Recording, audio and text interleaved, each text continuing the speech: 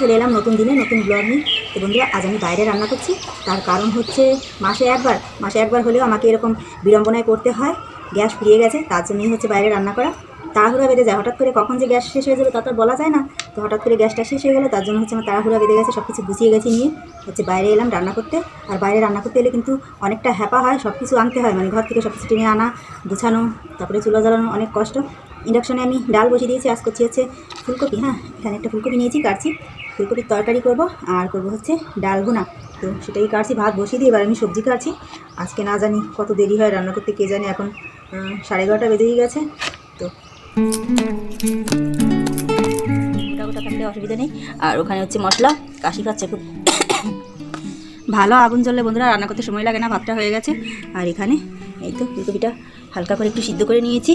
আর এখানে রয়েছে মাছ, আর এটা সেটা ডালটা সিদ্ধ হয়েছে কোনো রকম। ভুনা করবো তো, আস্তে আস্তে থাকলে অসুবিধা নেই। মানে এই তো আমার রান্নাটা হয়ে গেল বন্ধুরা। দু জায়গা বসিয়েছি, তার জন্য হচ্ছে তাড়াতাড়ি হয়ে গেল, তা না হলে কিন্তু এত তাড়াতাড়ি হতো না। এখানে আর এই তো এখানে ডালটা হচ্ছে, ডাল ভুনাটা হচ্ছে বলতে হয়েই গেছে। তো হয়ে গেছে, এবার নামাতে হবে, তা নাহলে একেবারে শুকিয়ে যাবে।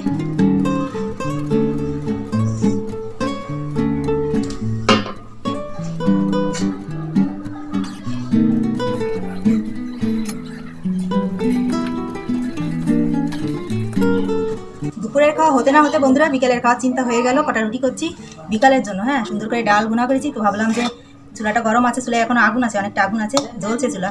তো ভাবলাম জ্বলন্ত চুলায় কটা রুটি করে রাখি বিকালের জন্য, ভালো হবে। ডাল আর রুটি হলে ওরা ভালো খায়, অন্বেষাও, অন্বেষার বাবাও বেশ ভালো খায়। আমিও ডাল বা সবজি তরকারি রান্না থাকলে রুটি দিয়ে ভালো লাগে।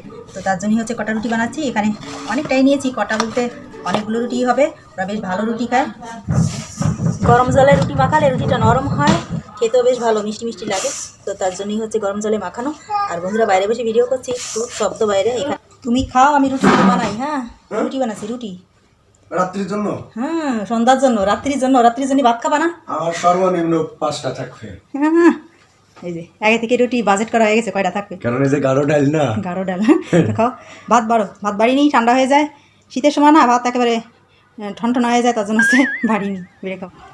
আগুন জ্বলে না জ্বললি করে আর লেবে না। ভালোই তো ছিল, আগুন জ্বলতেছে। আরে নাই করি, এখন বাস নিয়ে এসেছি। পরোটা করবো, পরোটা পাতলা পাতলা হচ্ছে, সুন্দর হবে।